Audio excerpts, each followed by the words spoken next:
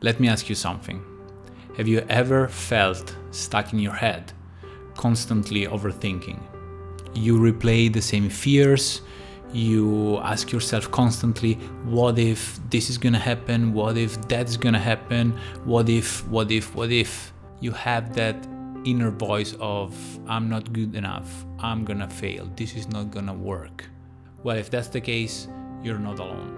Many people are struggling with overthinking and the anxiety that comes from overthinking.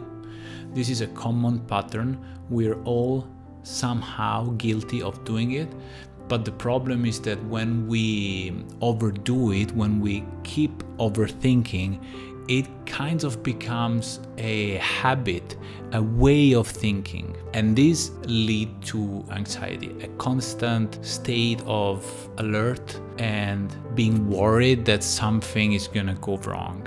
Now, if that's you, you're in the right place. Throughout the video, you're gonna learn how to change your thinking patterns, and hopefully you will be a bit more able to deal with overthinking and anxiety. So keep listening and let's dive into it. Hey, if you're new to the channel, welcome. My name is Stefano. I am a PhD and professor of psychology, a clinical psychotherapist, and a mental coach.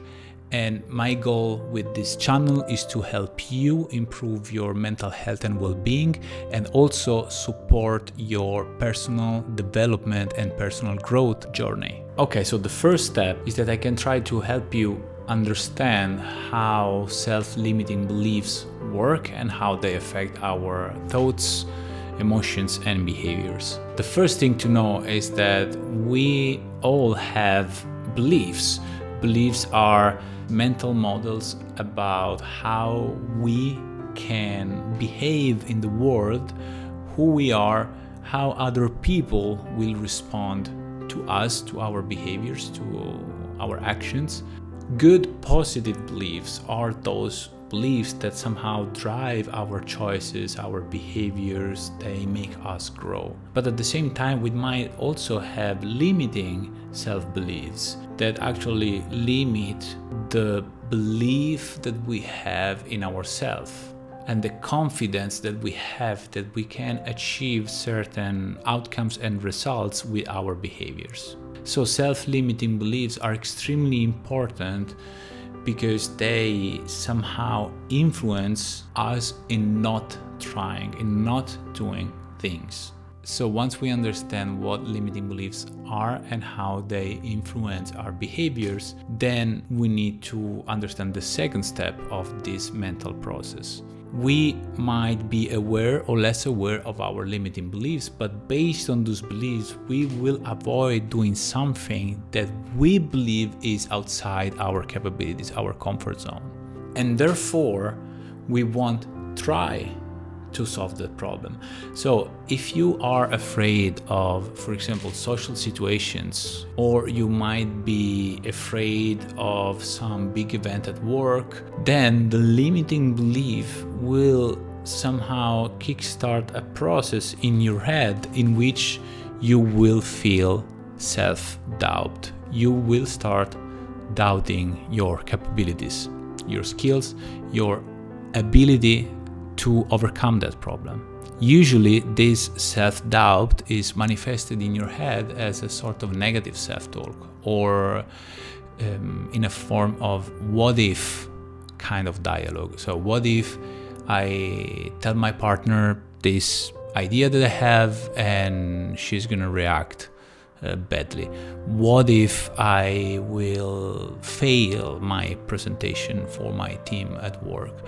What if I try this and people will make fun of me? What if I come to the party and then I will be the awkward one? So the third step in this process is that this doubt, this self-doubt, will stop us in trying to pursue or reach what we want to achieve.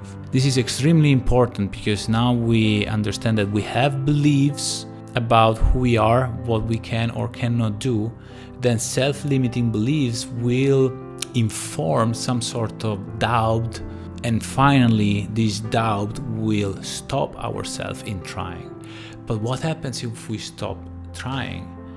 then we are confirming to ourselves indirectly that we are indeed not able, not capable.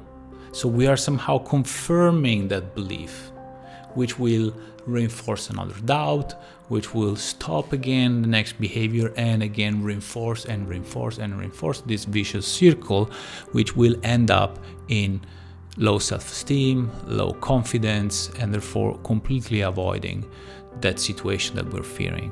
But this is a false belief because we haven't even tried. And the false belief is based on anticipation, on thinking, on thoughts that are not real. And that's why anxiety comes in. Because now we are imagining a negative future. And if we imagine a negative future, then fear in form of anxiety is gonna creep up on us. It's gonna make our system being alert.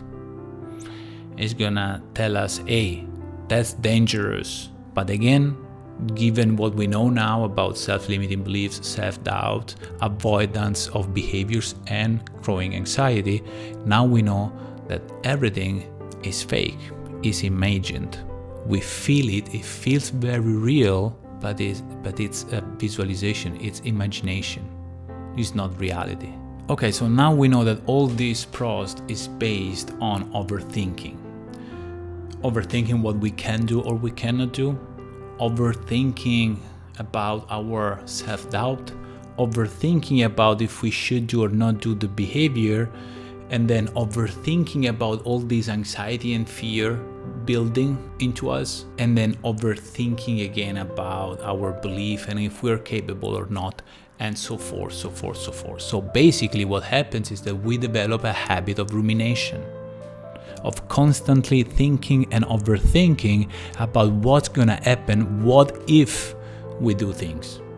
So here is a strategy to get out of this vicious circle and start to feel good and better right away. Okay, so we're gonna do a very short exercise together so that you can witness a little bit this process of overthinking. Close your eyes and try to observe what's happening in your mind. Try to observe your thoughts and just witness those thoughts as if you're watching a movie. Pause the video if you need and take a few seconds to do that.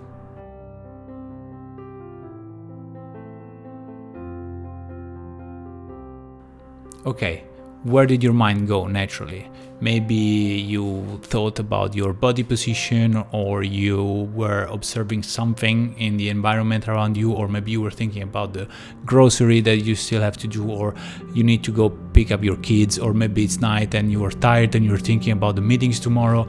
But your mind naturally will think about different things one after the other.